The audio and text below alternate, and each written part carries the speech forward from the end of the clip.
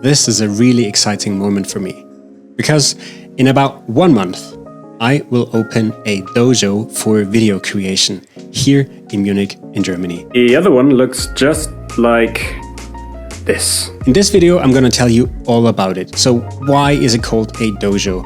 What's the idea behind the offer? And maybe this is something for you.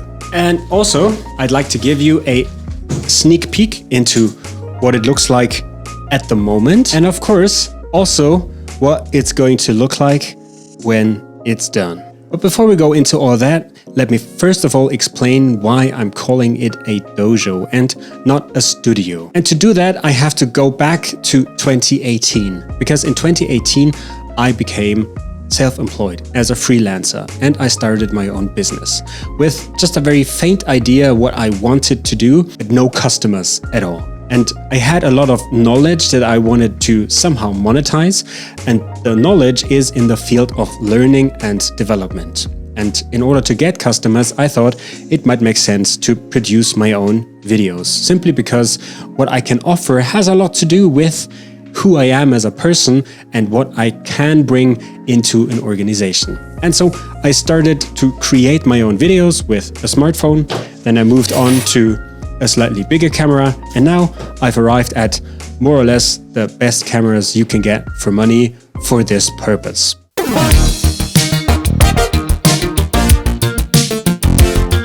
Throughout all those years when I produced my own videos, I realized that this is a skill in itself. Being able to produce high quality videos both in front of and behind the camera is a skill that needs practicing. So if you want to get started to share your own knowledge in nutrition, in gardening, in cooking, in whatever, the question is, what do I buy first? How can I start? And is that maybe even something for me? And that's when I had the idea of the dojo. Now, the word dojo has been in my life for quite some time. Now, what does that mean? You might have heard the word in a martial arts context.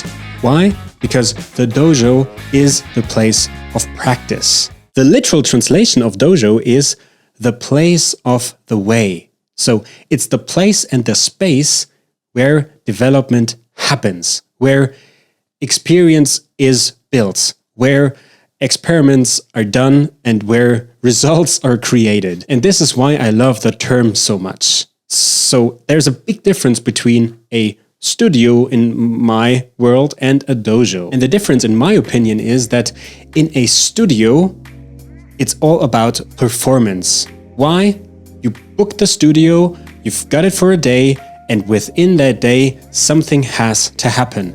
So everybody involved has to have a certain level of expertise in order to get stuff done. However, like I said in my last video, this is a very artificial situation. Talking to a camera lens. And talking to a camera lens requires practice. Of course, if you are already a pro in that, then you probably don't need a dojo. You might still need it because you still want to get better at sharing your knowledge or creating videos for marketing. But if you're just getting started and you don't know how to act, you haven't done any of this ever before, well then, you definitely need a place like a dojo. It's a shipping container. So what is it gonna look like? First of all, this whole space is gonna be cleared out. All the furniture goes.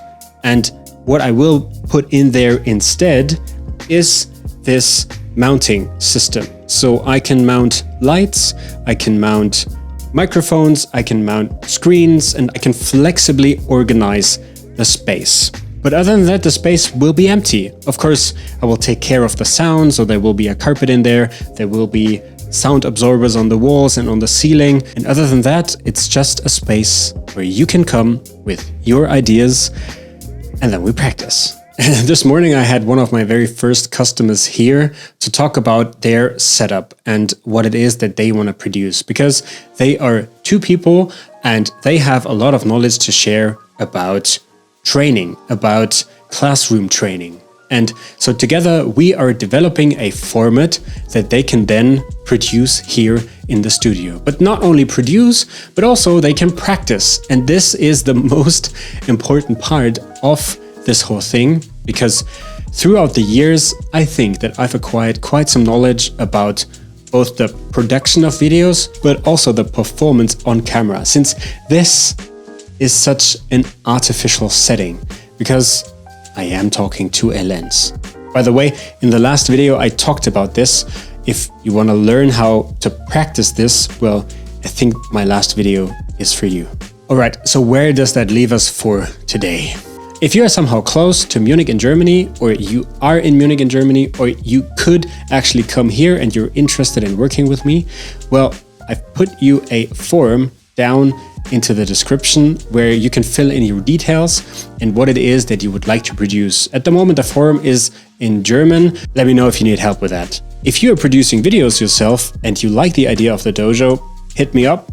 Let's talk, because I think this concept works also in other spaces. And I also think that it's required in other spaces and places. I think if you're just getting started, you should rather invest 2,000 or 3,000 euros in a service like that, and then not just have the gear, but in fact be able to use all of that and know what your format is. So in the future, you can then produce all that by yourself. And last but not least, just for clarification, beginning in February, I will have 2 containers. One is the one that I'm in right now.